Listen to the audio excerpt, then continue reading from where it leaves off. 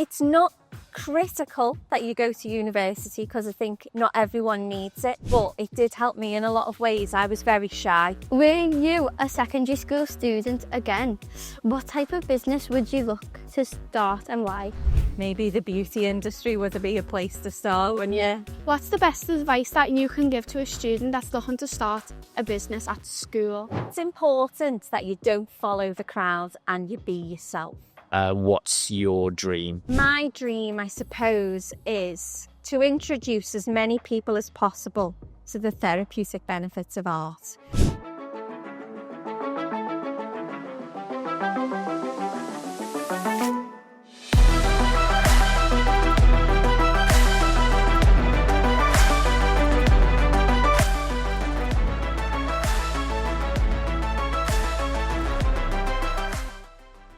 Welcome, my name is Richard Layton and I'm the entrepreneur in residence within the Brett Centre for Entrepreneurship, part of the University of Liverpool Management School. We're here with a Girls with Dreams podcast special. We're at Scouse Girls Social.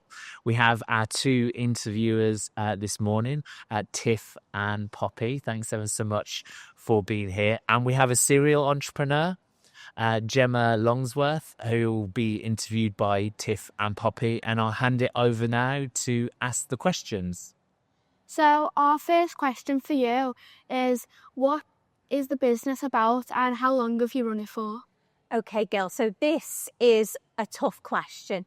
I do a little bit of everything, but I suppose my one main business is called Hidden Gems, and I am very creative. I've always been really good at cutting and sticking, colouring in. That's always been my bag. And so since I was a child, that's something that I've always done.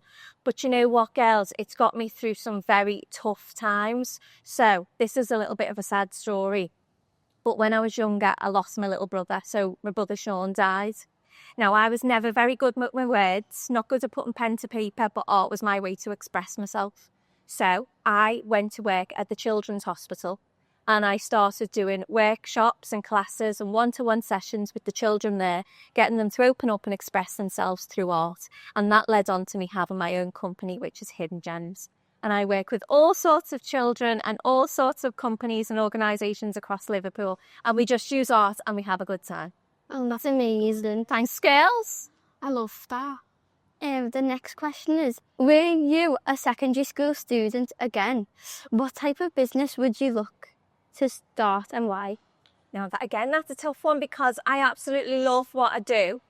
So I can't ever see me doing anything else. But I suppose, girls, if I wanted to make a lot of money, maybe the beauty industry would be a place to start, wouldn't you? Because we all love our makeup and our skin creams and that sort of thing these days, don't we? Yeah. Yeah, I mean, I'm constantly getting my nails done. So maybe if I was to do it all again and I wasn't in love with art, maybe the beauty industry might be the one for me. I think you'd be really good at it because you're good. Oh, thank you. Thanks very much. I'll see you two again. So what's the best advice that you can give to a student that's looking to start a business at school? At school age. Okay, so starting a business, I think it's important that you don't follow the crowd and you be yourself. Okay, so I think these days we always try to fit in, don't we? And if someone else is doing something, we try to copy that. I think it's important that you stay yourself. Yeah. And what is quirky and unique about you becomes your best asset as you get older. So Yeah. I think that makes you that's your superpower as you get older. So when I was younger, well, I still am. I'm dyslexic, so like I said, I wasn't very good at putting pen to paper, but art was my way. And so that's just been something that I'm really good at now. So I think if you want to start your own business, maybe don't follow a crowd and think about what you're really good at and what makes you special and hone in on that. Yeah, I'd love to say the same. Yeah? Yeah. Because, everyone's the same, no? Exactly. And we all don't want to be the same. We're all different, aren't we? We were actually talking about that before. I know, yeah. Yeah. So what makes you two special? What do you like to do? Music. Your music. Okay. I love music. Do you? Okay. What sort of thing are we into? Everything. Everything, a little bit of everything. Yeah, instruments, listening to music. Do you play any instrument? Yeah, guitar, and I'm learning to play piano. Check you out. Brilliant. And what do you like? So I like dance, and we do dance in our school, and I was one of the only people who's done it from all my mates. but I still done it. Good for you. Oh, so we've got a pop star and a dancer on. Hands here then, have we? Yeah. Remember me, girls, in a few years' time. The next question is, what did you do before starting this business? Did you work for anyone else or run any other businesses? And what did you learn? Okay, so I've done a little bit of everything. So I've worked on a TV show called Find It, Fix It, Flog It on Channel 4. So we take old furniture and we upcycle it. So we do that. So I've done that. I've wrote a book. I brought my book along with me as well, because obviously any opportunity. So when I very first left school, I did get a job in a shop. And girls, I was rubbish at it. I'm not very good at working for other people. I've learned this. I'm better working for myself. I find when I work for myself, I'll give it 100%. When I'm working for someone else, I'm not the best. I tend to have a lie in. I'm like, oh, I'll come in today. I'm feeling a little bit sick. Whereas if I was being a little bit sick for myself, I'd get up and go. So I think I'm best working for myself. Very independent. I am. I'm more independent. I'm Good, I'm not great at working with other people. Yeah. That's a good trait, though. Oh, well, thanks. Thanks, girls. Did you go to sixth form and university after studying your GCSEs? And how did that help you develop your entrepreneurial skills? Okay. So I didn't go to sixth form. I left school and went straight to college. So I went to the Arts College on Myrtle Street, in town. So I went to the Arts College there and I studied art and design.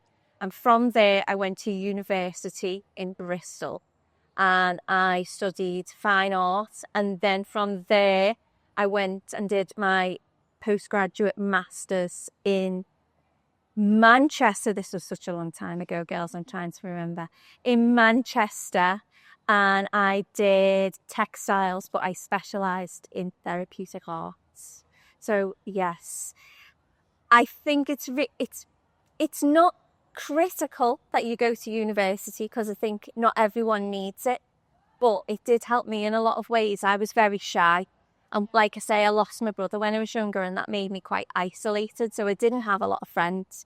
But going to university opened lots of doors for me. I met lots of people from all walks of life, different backgrounds. So in that sense, it was really good for me to get out into the world, stepped away from Liverpool, although Liverpool's great, stepped away from Liverpool for a little bit. And then I realised how brilliant it was and came straight back. So it was like a fresh start. It was a fresh start for me, yeah. And now, yeah, I would say to anyone, I would advise you to stay in education for as long as you can. Really. And that gives you a chance to like spread your business and stuff and like really get in the right mindset for what you want to do. Absolutely, girls, yeah. My next question is, what could have secondary school done to encourage you or support you and others entrepreneurship? Okay, so I think in school there's a big focus on education, but there's not a lot about life skills. Okay, so like when you come out of school, like you know how to play Three Blind Mice on the recorder, but you don't necessarily know how to pay a bill. Yeah. So I think in secondary school it would be good if we learned a few more life skills and maybe a focus on our mental health and how we should take care of ourselves. And even physical health sometimes. Yeah. So like nutrition and exercise, that sort of thing. Yeah, because like in PE you do like sports that's like pointless. There's a lot of team sports, isn't there? But yeah, but like you wouldn't like do them outside of school. no, it's very rare that you do. Sometimes that like the shyer kids, they don't even get to be part of any of it if you're in teams. Because like when you're picking teams, like no one like picks you. Like if you've got not that many friends. Yeah. So maybe other things like maybe yoga and meditation and those sorts of things would be good in school. Wouldn't it be great? Like box seating. Yeah. Yeah. I think that's really good, and I probably would have said something similar as well.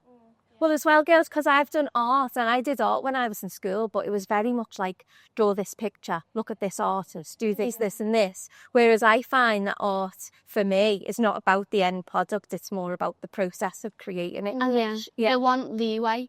Yeah. Yeah, and they want freedom. And like what your like mind like thinking and like what it wants to do. Yeah, Exactly, just like listening. Yeah, brilliant. Would you ever like to be involved in fashion design or anything? I would love to be involved in fashion design. When I was younger, that's what I wanted to be, a fashion designer, but I never thought I'd be able to do that. But these days, I think anything's possible, and whatever you set your mind to, you can do it. And as long as you're passionate and you work hard, you can do whatever you want to do, girls. But I'd love to be involved in fashion design. I do a lot of clothing upcycling, and whether I like it or not, all of my clothes end up covered in paint.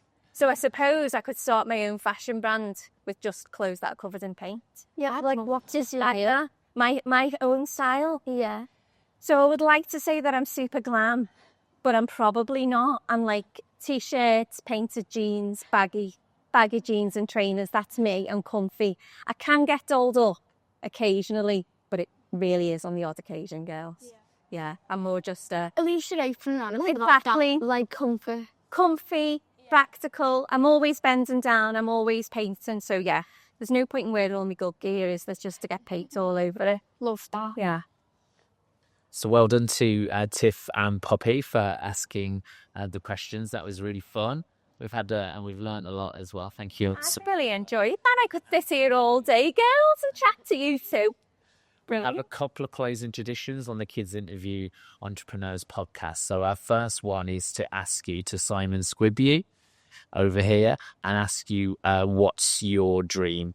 My dream, I suppose, is to introduce as many people as possible to the therapeutic benefits of art. So I've got a lot out of it, and I've been through some quite dark times, and it's really made a huge difference on my mental health, and I don't think enough people are aware of that. So if I can spread the word in any way, shape or form, that's what I'd like to do. That's my goal. That's my dream. That's a really brilliant dream, and obviously you're living that dream at the moment, which is really great. Trying my best. You've been through some difficult and challenging things in life, and you found a medium and outlet of that through art. And for myself, actually, the only subject at school that I was actually any good at was art, and it was my medium to go through. And then I found entrepreneurship, where you can be creative and in other ways as well. So yeah, it's definitely a fantastic thing for people to get into, to express themselves if they're not necessarily that brilliant at talking to other people. But yeah, their expressions and their feelings can come through Absolutely. in a creative way. Our second closing tradition on the Kids Interview Entrepreneurs podcast is to Stephen Bartlett you. So we're going to use some Diver CEO conversation cards. So if you want to grab a card there and pass that to Tiff or Poppy to ask you one of the questions. It's like a card trick, doesn't it? There you go, girl. Thank you. Is this something right now that you know you're doing wrong, but you haven't fixed yet? If so, how will you get unstuck? So I know there's something that I do a lot, and that's to put myself down. So I want everyone to like me. I want to be relatable. And so I know the things that I'm not necessarily good at. And I tend to say it all the time. And people don't really need to know that. I'm good at lots of things, but I also tell people all the time that I can't do this and I can't do that. And I put myself down a lot. And I think that I'm getting in the way of my own mind. I'm holding myself back sometimes. And that's your confidence, isn't it? We all struggle with confidence sometimes. And I've done a lot of things that I am really proud of, but my confidence does suffer sometimes. And I am trying to make steps. Like I'm here today. I don't love doing this sort of thing, girls. I wouldn't do this for anyone, just you two. So I think I'm trying my best to put myself out there and not tell everyone how rubbish I am at everything, because they don't need to know that. And what I think is that good is that you said you were shy as like when you were younger, but you've actually come out your shell and you've used art as a way to express not just your feelings, but just you in general. Yeah. You were listening. She was listening. Yeah. Wasn't she? Brilliant. And it's a very natural thing that you've said. I believe as humans, we've got a natural predisposition to be slightly more negative than the positive, unfortunately. And yeah, we do have to make a concerted effort to try and be more positive, to praise ourselves. And quite often we're really great and good to other people, but we're not actually as kind to ourselves, or anywhere near as kind to ourselves as we would be to anyone else. And I think it's something that not only you, I mean, equally myself and a lot of other people out there, definitely can resonate to, and think, yeah, I do need to be as kind to myself, or if not kinder, and love myself as much as I love other people, whether it's friends or family, or even pets, and other things as well. So thank you ever so much to Tiff and Poppy for today, for asking the questions. You've been really fantastic. It's been a really great conversation. Thanks ever so much again to Gemma Longsworth, a serial entrepreneur, for coming and talking to us. Thanks also to the Brett Centre for Entrepreneurship, and to Paul Brett, as well as Sir Peter Rigby. And we look forward to seeing you in the future in another episode. Take care for now.